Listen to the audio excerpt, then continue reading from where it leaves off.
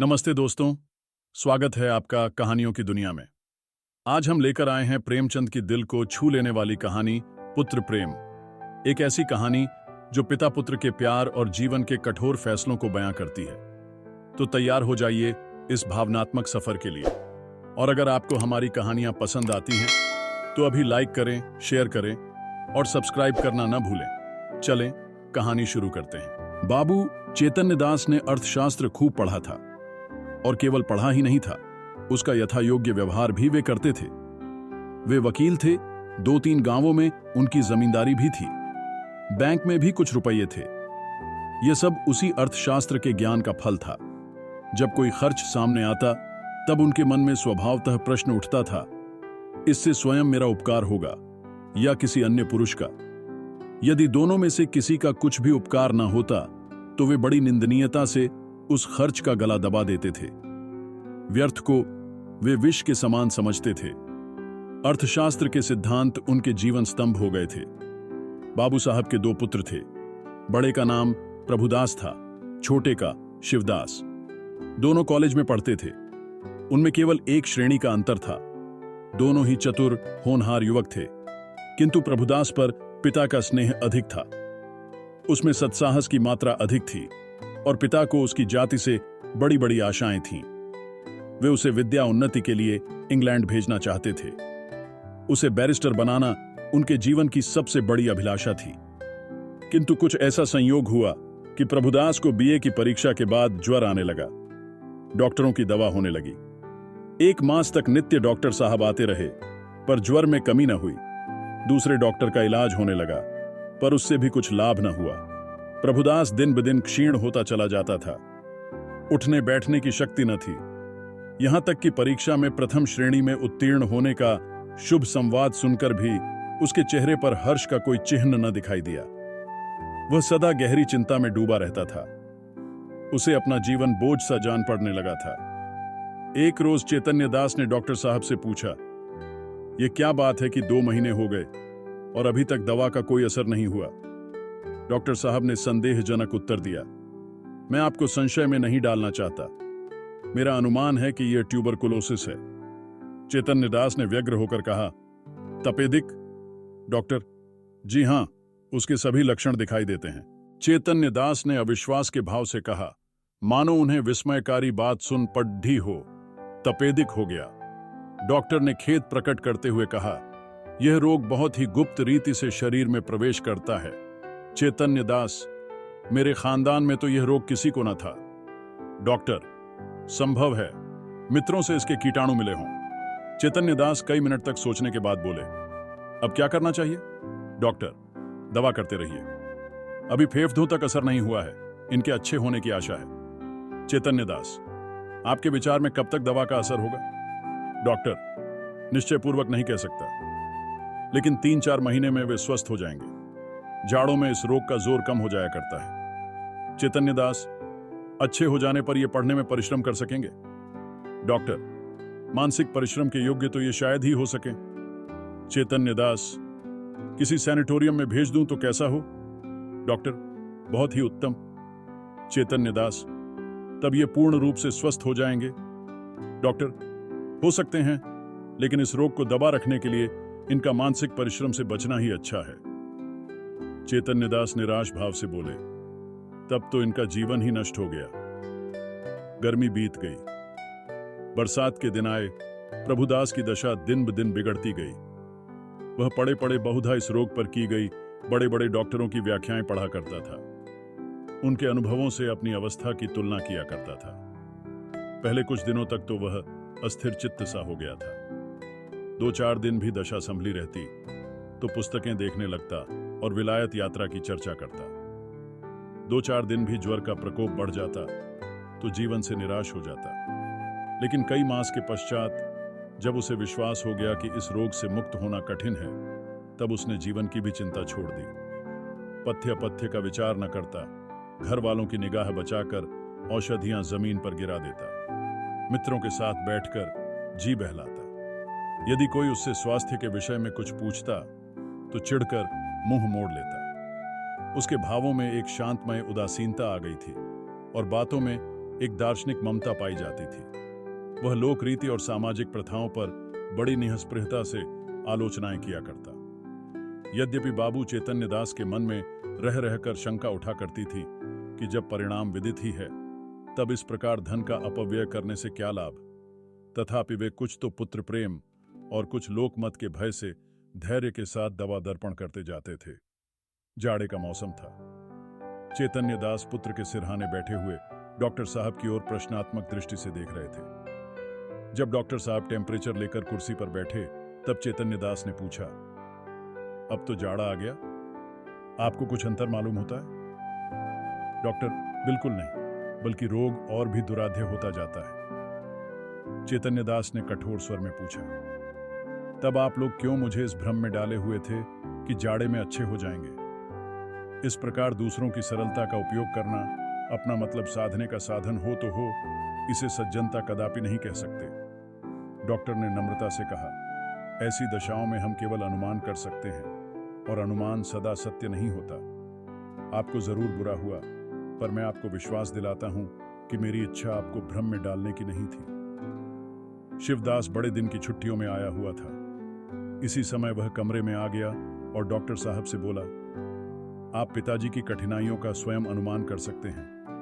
अगर उनकी बात नागवार लगी तो उन्हें क्षमा कीजिएगा। चैतन्य दास ने छोटे पुत्र की ओर वात्सल्य की दृष्टि से देखकर कहा, तुझे यहां आने की जरूरत थी। मैं तुझसे कितनी बार कह चुका हूं कि यहां मत आया करो, लेकिन तुझे सब्र ही नहीं होता। शिवदास ने लज्जित होकर कहा, मैं अभी चला जाता हूं, आप नाराज ना हो। मैं केवल डॉक्टर साहब से यह पूछना चाहता था कि भाई साहब के लिए अब क्या करना चाहिए। डॉक्टर साहब ने कहा, अब केवल एक ही साधन और है, इन्हें इटली के किसी सैनिटोरियम में भेज देना चाहिए। चैतन्य दास ने सजग होकर पूछा, कितना खर्च होगा? डॉक्टर, ज्यादा से ज्यादा 3000, साल भर रहना होगा। चैतन्य दास, निश्चय है कि वहां से अच्छे होकर आएंगे? डॉक्टर, जी नहीं, यहां तो यह भयंकर रोग है, साधारण बीमारियों में भी कोई बात निश्चय रूप से नहीं कही जा सकती। चैतन्य दास, इतना खर्च करने पर भी वहां से ज्यों के त्यों लौट आए तो? डॉक्टर, तो ईश्वर की इच्छा। आपको यह तसल्ली हो जाएगी कि इनके लिए मैंने जो कुछ कर सकता था कर दिया। आधी रात तक घर में प्रभुदास को इटली भेजने के प्रस्ताव पर वाद विवाद होता रहा। चैतन्य दास का कथन था कि एक संदिग्ध फल के लिए 3000 का खर्च उठाना बुद्धिमत्ता के प्रतिकूल है। शिवदास उनसे सहमत था, किंतु उसकी माता इस प्रस्ताव का बड़ी दृढ़ता के साथ विरोध कर रही थी। अंत में माता के आग्रहों का यह फल हुआ कि शिवदास लज्जित होकर उसके पक्ष में हो गया। बाबू साहब अकेले रह गए। तपस्विनी ने तर्क से काम लिया, पति के स्वभाव को प्रज्वलित करने की चेष्टा की, धन की नश्वरता की लोकोक्तियां कहीं।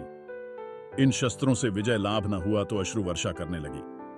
बाबू साहब जल बिंदुओं के इस प्रहार के सामने न ठहर सके। इन शब्दों में हार स्वीकार की, अच्छा भाई, रो मत, जो कुछ कहती हो वही होगा। तपस्विनी, तो कब? चैतन्य दास, रुपये हाथ में आने दो। तपस्विनी, तो ये क्यों नहीं कहते कि भेजना ही नहीं चाहते? चैतन्य दास, भेजना चाहता हूं, किंतु अभी हाथ खाली है। क्या तुम नहीं जानती? तपस्विनी, बैंक में तो रुपये हैं, जायदाद तो है, 2-3 हजार का प्रबंध करना ऐसा क्या कठिन है? चैतन्य दास ने पत्नी को ऐसी दृष्टि से देखा मानो उसे खा जाएंगे, और एक क्षण के बाद बोले, बिल्कुल बच्चों सी बातें करती हो। इटली में कोई संजीवनी नहीं रखी हुई है जो तुरंत चमत्कार दिखाएगी। जब वहां भी केवल प्रारब्ध ही की परीक्षा करनी है तो सावधानी से कर लेनी चाहिए। पूर्व पुरुषों की संचित जायदाद और रखे हुए रुपये मैं अनिश्चित हित की आशा पर बलिदान नहीं कर सकता। तपस्विनी ने डरते डरते कहा, आखिर आधा हिस्सा तो प्रभुदास का भी है। बाबू साहब तिरस्कार करते हुए बोले, आधा नहीं, उसको मैं अपना सर्वस्व दे देता। जब उससे कुछ आशा होती, वह खानदान की मर्यादा और ऐश्वर्य बढ़ाता और इस लगाए हुए धन के फलस्वरूप कुछ कर दिखाता। मैं केवल भावुकता के फेर में पड़कर धन का नाश नहीं कर सकता। तपस्विनी अवाक रह गई, जीतकर भी उसकी हार हुई। इस प्रस्ताव के 6 महीने बाद शिवदास BA पास हो गया। बाबू चैतन्य दास ने अपनी जमींदारी के 2 आने बंधक रखकर कानून पढ़ने के निमित्त उसे इंग्लैंड भेजा। उसे बंबई तक खुद पहुंचाने गए। वहां से लौटे तो उनके अंतःकरण में सद्विचारों से परिपक्व लाभ होने की आशा थी। उनके लौटने के एक सप्ताह पीछे अभागा प्रभुदास अपनी उच्च अभिलाषाओं को लिए हुए परलोक सिधारा। चैतन्य दास मणिकर्णिका घाट पर अपने संबंधियों के साथ बैठे चिता ज्वाला की ओर देख रहे थे। उनके नेत्रों से अश्रुधारा प्रवाहित हो रही थी। पुत्र प्रेम एक क्षण के लिए अर्थ सिद्धांत पर गालिब हो गया था। उस विरक्तावस्था में उनके मन में यह कल्पना उठ रही थी, संभव है इटली जाकर प्रभुदास स्वस्थ हो जाता। हाय, मैंने 3000 का मन देखा और पुत्र रत्न को हाथ से खो दिया। यह कल्पना प्रतिक्षण सजग होती थी और उनको ज्ञान, शोक और पश्चाताप के बाणों से बेधे रही थी। रह रहकर उनके हृदय में वेदना की शूल सी उठती थी। उनके अंतर की ज्वाला उस चिता ज्वाला से कम दग्धकारिणी न थी। अकस्मात उनके कानों में शहनाइयों की आवाज आई। उन्होंने आंखें ऊपर उठाई तो मनुष्यों का एक समूह एक अर्थी के साथ आता हुआ दिखाई दिया। वे सब के सब ढोल बजाते गाते पुष्प आदि की वर्षा करते चले आते थे। घाट पर पहुंचकर उन्होंने अर्थी उतारी और चिता बनाने लगे। उनमें से एक युवक आकर चैतन्य दास के पास खड़ा हो गया। बाबू साहब ने पूछा, किस मोहल्ले में रहते हो? युवक ने जवाब दिया, हमारा घर देहात में है। कल शाम को चले थे। ये हमारे बाप थे। हम लोग यहां कम आते हैं, पर दादा की अंतिम इच्छा थी कि उन्हें मणिकर्णिका घाट पर ले जाना। चैतन्य दास, ये सब आदमी तुम्हारे साथ हैं? युवक, हां, और लोग पीछे आते हैं। कई 100 आदमी साथ आए हैं। यहां तक आने में सैकड़ों उठ गए, पर सोचता हूं कि बड़े पिता की मुक्ति तो बन गई। धन और है किस लिए? चैतन्य दास, उन्हें क्या बीमारी थी? युवक ने बड़ी सरलता से कहा, मानो वह अपने किसी निजी संबंधी से बात कर रहा हो। बीमारी का किसी को कुछ पता नहीं चला। हरदम ज्वर चढ़ा रहता था। सूख कर कांटा हो गए थे। चित्रकूट, हरिद्वार, प्रयाग सभी स्थानों में लेकर घूमे। वैद्यों ने जो कुछ कहा उसमें कोई कसर नहीं की। इतने में युवक का एक और साथी आ गया और बोला, साहब, मन देखा बात नहीं। नारायण लड़का दे तो ऐसा दे। इसने रुपयों को ठोकरें समझा। घर की सारी पूंजी पिता की दवा दारू में स्वाहा कर दी। थोड़ी सी जमीन तक बेच दी, पर काल बल के सामने आदमी का क्या बस है। युवक ने गदगद स्वर से कहा, भैया, रुपया पैसा हाथ का मैल है। कहां आता है कहां जाता है, मनुष्य नहीं मिलता। जिंदगानी है तो कमा खाऊंगा। पर मन में यह लालसा तो नहीं रह गई कि हाय, यह नहीं किया, उस वैद्य के पास नहीं गया, नहीं तो शायद बच जाते। हम तो कहते हैं कि कोई हमारा सारा घर बार लिखा ले, केवल दादा को एक बोल बुला दे। इसी माया मोह का नाम जिंदगानी है, नहीं तो इसमें क्या रखा है? धन से प्यारी जान, जान से प्यारा ईमान। बाबू साहब, आपसे सच कहता हूं, अगर दादा के लिए अपने बस की कोई बात उठा रखता तो आज रोते न बनता। अपना ही चित्त अपने को घायल करता। नहीं तो मुझे इस घड़ी ऐसा जान पड़ता है कि मेरा उद्धार एक भारी रण से हो गया। उनकी आत्मा सुख और शांति से रहेगी तो मेरा सब तरह कल्याण ही होगा। बाबू चैतन्य दास सिर झुकाए ये बातें सुन रहे थे। एक एक शब्द उनके हृदय में शूल के समान चुभता था। इस उदारता के प्रकाश में उन्हें अपनी हृदयहीनता, अपनी आत्मशून्यता, अपनी भौतिकता अत्यंत भयंकर दिखाई देती थी। उनके चित्त पर इस घटना का कितना प्रभाव पड़ा, यह इसी से अनुमान किया जा सकता है कि प्रभुदास के अंतिम संस्कार में उन्होंने हजारों रुपए खर्च कर डाले। उनके संतप्त हृदय की शांति के लिए अब एकमात्र यही उपाय रह गया था। तो दोस्तों, ये थी प्रेमचंद की पुत्र प्रेम की दिल दहला देने वाली कहानी। आपको ये कैसी लगी, हमें कमेंट में जरूर बताएं। अगर इस कहानी ने आपके दिल को छुआ तो लाइक कीजिए, अपने दोस्तों रिश्तेदारों के साथ शेयर कीजिए और कहानियों की दुनिया को सब्सक्राइब करना न भूलें। बेल आइकन दबाएं ताकि हर नई कहानी आप तक सबसे पहले पहुंचे। मिलते हैं अगली कहानी के साथ, तब तक के लिए नमस्ते।